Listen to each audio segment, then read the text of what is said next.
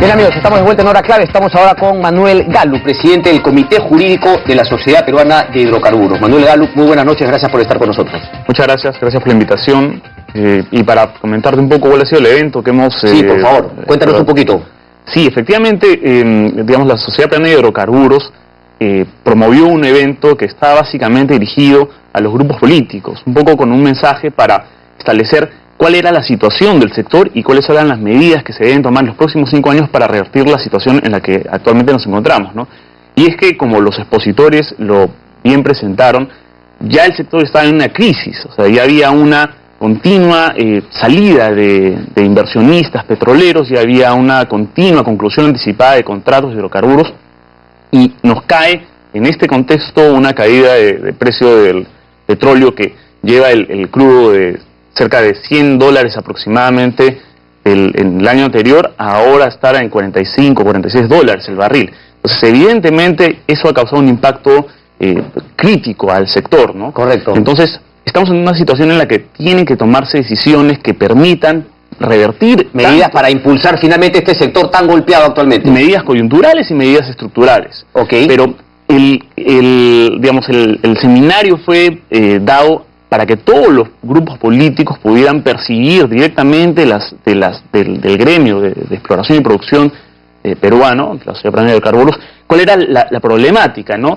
Y acá no se trata de tomar partido por algún grupo político, sino permitirles, mostrarles la realidad, para que sobre la base de la realidad se puedan tomar decisiones que puedan finalmente tener un correlato frente a todos. Correcto. Y buscar el bien común. Manuel, pero déjame hacer una pregunta, porque finalmente si es que eso se planteaba, eso es de cara seguramente a un próximo gobierno. Este gobierno actualmente ha entendido la situación difícil por la que atraviesa el sector y ha tomado algunas medidas, quizás no estructurales, pero por lo menos coyunturales.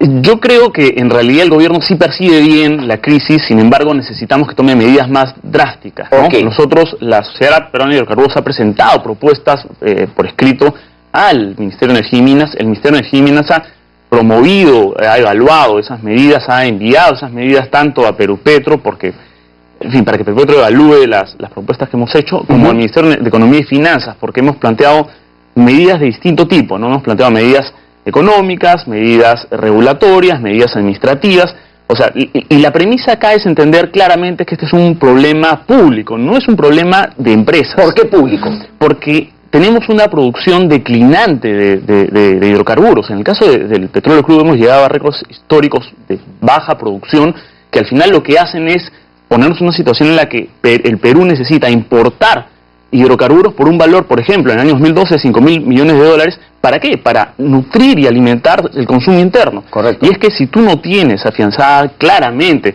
tu energía, la energía que mueve todo ese desarrollo, la energía que mueve la economía, tú no puedes estar pensando pues en promover crecimientos que finalmente lo que hagan es depender de fuentes de energía externas. Claro. Lo que nosotros queremos dejar claramente como mensaje es que uno no puede estar pensando que una caída del precio del petróleo no va a impactar en la industria nacional, en la industria interna, como no ha impactado, como sí ha impactado, perdón, en otros países. Por ejemplo, tenemos que la inversión en exploración y producción ha caído notablemente. Tenemos que las regalías que pagan las empresas, que es la contraprestación por la extracción del hidrocarburo, ha caído notablemente, y eso tiene un correlato en el canon que es distribuido a las regiones. El sector de hidrocarburos es el principal inversionista o promotor de flujos de dineros a las regiones donde se explota el petróleo. Correcto. Eso quiere decir que necesariamente si hay una menor regalía y un menor canon, pues efectivamente eso va a impactar en los presupuestos de los gobiernos regionales. ¿Y en qué se va a traducir eso? En que finalmente el poblador se va a ver afectado, puesto que esos presupuestos van a ser recortados. ¿Cuáles son esas regiones, por ejemplo? Loreto, me imagino Piura también, ¿no? Por el tema del petróleo en el norte. Claro, tenemos Piura, tenemos Tumbes, tenemos Loreto, tenemos Ucayali, tenemos Huánuco, tenemos Cusco, ¿no? Correcto. Básicamente. Claro, ¿no? y son zonas además que normalmente no está tampoco, bueno, en el Cusco quizás sí, ¿no? Pero en las otras que me has mencionado no está la minería como para hacer, digamos, para finalmente, sustituir. Paliar. Exactamente. Sí, no, por supuesto. Y además, digamos, por ejemplo, una de las medidas que estamos planteando en la Sociedad Peruana de Hidrocarburos, como quiera que va a haber una menor, definitivamente, distribución de canon, y eso va a impactar en las regiones, lo que hemos planteado es que el gobierno central pueda hacer ejercicio o dotar a las regiones de un canon ficto, es decir, lo que una norma que promueva que las regiones no puedan recibir menos de lo que recibieron, por ejemplo, de canon en un año determinado, que planteamos era el 2013. Lo que queremos en realidad es que sean conscientes el gobierno central que estas medidas que estamos planteando lo que van a traducirse es en un beneficio, en una pérdida para el país si es que no se toman. Okay. Y el tema está claro, ¿no? Digamos, hay un beneficio que todo el mundo suele percibir cuando cae el precio del petróleo, y es que los precios de los combustibles en teoría deben bajar. Acá no mucho. Correcto. Pero lo cierto es que ese beneficio, entre comillas, aun cuando diluido, imperceptible o lejano, lo que nos está poniendo es, en realidad, a no dejar de entender que el petróleo o los combustibles o los productos que se derivan de los hidrocarburos, en realidad necesitan, pues, como fuente de materia prima, ser importados para su producción. Tenemos que, por ejemplo, hemos importado, como te decía, 5.000 millones de dólares, 3.000 y pico millones de dólares ahora en el año pasado, para importar fuentes de energía, fuentes de materia prima para producir esos combustibles. Entonces, en realidad, lo que uno debe entender es que las empresas de hidrocarburos lo que traen es un beneficio general a las áreas donde se desarrollan. Ahora bien, tenemos... Pero, o sea, ¿cuál debería ser la meta de nuestro sector hidrocarburos? Es decir, dejar de ser importadores de hidrocarburos, de petróleo, y finalmente para después producir la gasolina o qué sé yo. Bueno, claro, efectivamente tú tienes que hacer un plan, una política pública que busque, por ejemplo, en los próximos 5 años, hacer frente a ciertos problemas. Y uno de los problemas es, primero, tratar de garantizar tu fuente de energía primaria, ¿no? Fuente de energía de tu economía, ¿no? Tienes que, digamos, darle el valor a la fuente de cadena de hidrocarburos que permite mover todo ese desarrollo. Tienes que poner al Perú como un punto necesario para su competitividad interna y externa frente a otros países que desarrollen, se desarrolle inversiones, exploración y producción que permita tener nuevos descubrimientos y que suministre... ¿Cómo hacemos eso? ¿Qué medidas? Porque aquí también han estado expertos, Aurelio Ochoa, Anthony Laub, etcétera, ¿no? Mencionando el tema de que finalmente nuestro modelo de Perú Petro es muy malo, habría que seguir, por ejemplo, el modelo colombiano, que ha traído muchísima inversión y que incluso ha creado, ¿no?, que Ecopetrol pueda también desarrollarse como una empresa, como una industria nacional, etcétera, etcétera. ¿Qué cosas hacer? ¿Cuáles son las cosas que se han justamente planteado como medidas en este seminario, Manuel? Hay 3 ejes principales. Primero, un tema público, ¿no? Un rol de gobierno, es decir, se tienen que definir políticas públicas que busquen poner en valor lo que el sector de hidrocarburos da en beneficio al país. Por ejemplo, digamos, en el año 2013 el sector de hidrocarburos aportó 9% del impuesto a la renta de tercera categoría. Entonces ese es un beneficio directo. Tienes ahí una fuente que aporta 10% necesario, un porcentaje necesario de ingresos para todos. Tienes otro grupo de medidas que planteamos, que es, además de la reformulación de la política de hidrocarburos, es el relacionado a la institucionalidad. Tú planteabas el caso de Perú Petro. Lo que necesitamos nosotros en realidad es que Perú Petro vuelva a ser un ente promotor de inversiones, que sea autónomo, que tome decisiones técnicas y que no dependa de eventos externos para definir su política. Por ejemplo, un tema crítico es que en los últimos años no se han firmado nuevos contratos de hidrocarburos. ¿Por qué?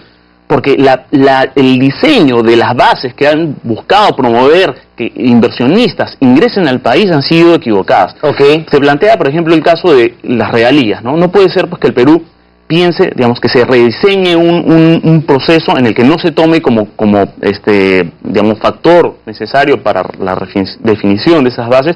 El precio del crudo está por debajo del 50% del valor. ¿Cómo no vas a tener el 50%? Pues eso es una tontería. Pero es lo que ha pasado, pues, porque fijan, por ejemplo, regalías que son demasiado altas y que lo que hacen es que los inversionistas del barril que exploten digan, bueno, yo no estoy dispuesto, pues, a pagar 50% de regalías al Estado, cuando países vecinos tienen regalías que son más acordes al contexto. Tiene que ser competitivo, pues, sino que acá la gente saltará, pérdida de soberanía, regalando el país, tiene que ser competitivo, y punto. La premisa es 100% de 0 a 0. O sea, tú puedes poner una regalía 100%, pero si no hay nadie que vaya a producir un barril de petróleo, no va a ser. O sea, ¿prefieres tener un porcentaje de algo o ser dueño de nada? Exacto. Dueño absoluto de nada. Exacto. Entonces, ciertamente tú planteas la experiencia de Colombia. Sí. En Colombia se han perforado cientos de pozos exploratorios. En años, en un año calendario. Nosotros perforamos 10. Se espera 8 por año exploratorios. Este año se espera que solamente haya un pozo exploratorio, o 2. Es imposible que tú, digamos, alimentes... pero, digamos, ¿cuál es ahí digamos, el gran problema? Porque imagino también que Perú Petro y también Petroperú, no estamos hablando de ellos, pero deben pues tener un sistema y un grupo de gente que no se quiere mover de ahí, mucha burocracia, nadie quiere reformarlo. ¿Cuál es el verdadero problema? ¿Por qué nadie le pone cascabel al gato? ¿Qué se tiene que hacer para cambiar las cosas? Hay una crisis de liderazgo, ciertamente, hay una crisis de institucionalidad, hay una crisis de falta de un objetivo común. Es decir, por ejemplo, el tema de los permisos. Alguien me contaba que en el año 96 desarrolló en el Perú un proyecto de gas, un descubrimiento de gas, construyó una planta de fraccionamiento, una planta de gas, diseñó una estructura y eso lo hizo en 3 años. Ahorita ese proyecto tomaría más de 15 años. Un proyecto exploratorio en el Perú no puede estar tomando 6, 7, 8 años para obtener todos los permisos que te permitan realizar esa actividad. No estamos hablando de reducir los estándares, bajar los estándares, no estamos hablando de una flexibilidad, lo que estamos hablando es que sea realista la percepción por la cual, o la herramienta por la cual, primero, tú llamas a gente que venga al país a invertir, y segundo, que no puedas en ese proceso ponerle tantas trabas que lo que haces en realidad es desincentivar que ellos vengan, correcto. ¿no? O sea, tú los llamas después de procesos complejos de licitación, pero al final lo que haces es que está tan desarticulado el Estado, claro, que al final, si no alguien no ejerce liderazgo, ocurre lo que nos pasa a nosotros. Es decir, estamos solos en un mundo en el que el proceso de obtención de permisos es tan complejo, la participación de entidades estatales es tan numerosa, y al final, y los plazos, que toman la revisión de esos permisos son tan extensos. Pero eso es solo el comienzo, porque al final ya ni siquiera nadie va a venir, porque estas empresas que vinieron, estuvieron un tiempo, gastaron tiempo y plata y les fue mal, luego se reúnen pues en los seminarios internacionales y dicen, al Perú no vayas nunca. Por supuesto. En el año 2009 habían más de 90 contratos de licencia, contratos de hidrocarburos, en el Perú. Hoy día hay solamente 66 y solamente 24 están en producción. Y de esos 66, 30 contratos, es decir, casi el 45%, están en fuerza mayor. Eso quiere decir que esos contratos han sido suscritos, pero no hay nadie que esté poniendo $1 y que esté generando un beneficio al área donde se desarrolla, porque hay un evento externo a su voluntad que le impide cumplirlo. ¿Y cuáles son las causas? Son los permisos que son excesivos. ¿Cuáles son las causas?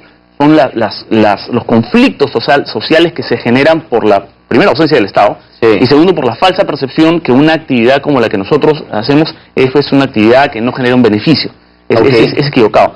Los estudios de impacto ambiental, lo que se debe llevar como mensaje es que si a una empresa le aprueban un estudio de impacto ambiental, más allá de reconocerle que ese proyecto tiene impactos negativos y positivos, lo que va a ocurrir es que el Estado está evaluando que va a generar un impacto más positivo que negativo, tanto en el entorno ambiental como en el social. Pero bueno, tú me hablabas de Perú Petro. Lo que nosotros pensamos como una medida es que Perú Petro sea reformulada, repotenciada, se le dé autonomía, pueda negociar sin intervención política. No queremos que un nuevo gobierno se involucre y tome políticas que digan, ¿sabes qué? Mi política es no bajar las realidades. Pero ¿sabes qué es lo curioso? Que claro, lo que se necesita es que hacer Perú Petro un ente completamente... Que digan, ¿sabes qué? Mi política es no bajar las realidades. Pero ¿sabes qué es lo curioso? Que claro, lo que se necesita es que hacer Perú Petro un ente completamente técnico, autónomo, pero para hacer eso se necesita inicialmente la voluntad política de que no sea manejado políticamente. No sé si me dejo entender, porque ahorita hoy Perú Petro y Petroperú son prácticamente chacras de gobierno de turno. O sea, tendría que venir un presidente que en verdad diga, bueno, ¿sabe qué? Dejémonos puede manejar esto como una chacra, completamente darle gobierno corporativo a Petroperú, por ejemplo, que pueda finalmente poner una parte de sus acciones en bolsa, etcétera, pero nadie quiere hacer eso, parece. Bueno, ahora bien, es cierto que el rol de Perú Petro es un rol que es necesario reformular, repotenciar, pero no es solamente eso.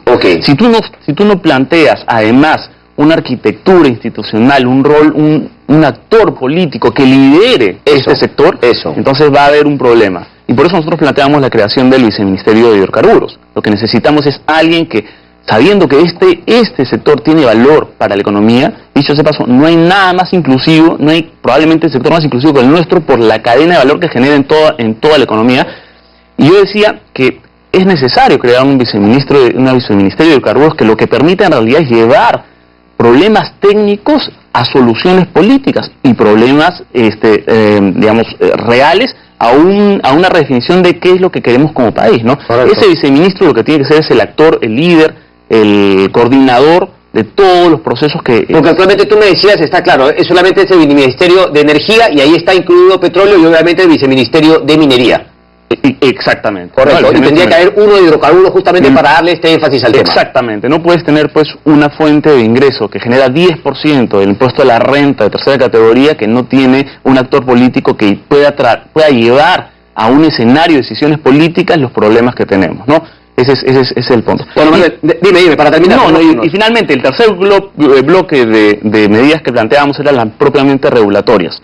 Se hablaba de, por ejemplo, los plazos excesivos que llevaban los procedimientos. Correcto. ¿Por qué pensar que no es posible hablar de un silencio administrativo positivo? No en todos los casos. Yo estuve revisando antes de venir acá a la presentación la mayoría de los TUPAs, que son los textos únicos de procedimientos administrativos, que en realidad lo que tienen es que todos los procesos de permiso, la gran mayoría tienen como respuesta ante el retraso en su aprobación o en su rechazo, el silencio negativo, cuando en realidad lo que dice la ley de silencio administrativo es que la regla es que sea positivo. Sí, claro. Pero no debería haber silencio en todo caso, ¿no? Porque no es ni positivo ni negativo. Debería haber pues la capacidad y la eficiencia de tener a los mejores profesionales de poder responder o no. Es cierto, pero en ese proceso tú tienes que cumplir la norma y tienes que permitir que haya finalmente una herramienta que ayude a... Y lo último. Dale. Nosotros queremos repotenciar la lógica de lo que se debe priorizar es la fiscalización posterior más que la fiscalización previa. No se trata de que estemos 10 años haciendo trámites y permisos. Se trata de que en el camino, ahí sí estoy de acuerdo. Realmente lo que la farmacia, pero no visita nada, todo es a priori retrasa y más bien debería ser en el camino. Vamos a estar atentos, Manuel, entonces finalmente porque a los candidatos que vengan vamos a estarles planteando ese tema también, qué van a hacer en el sector de hidrocarburos. Muchas gracias, Manuel. Hacemos, llegamos al final, Fiorelita, perdón. Ahora 9:13.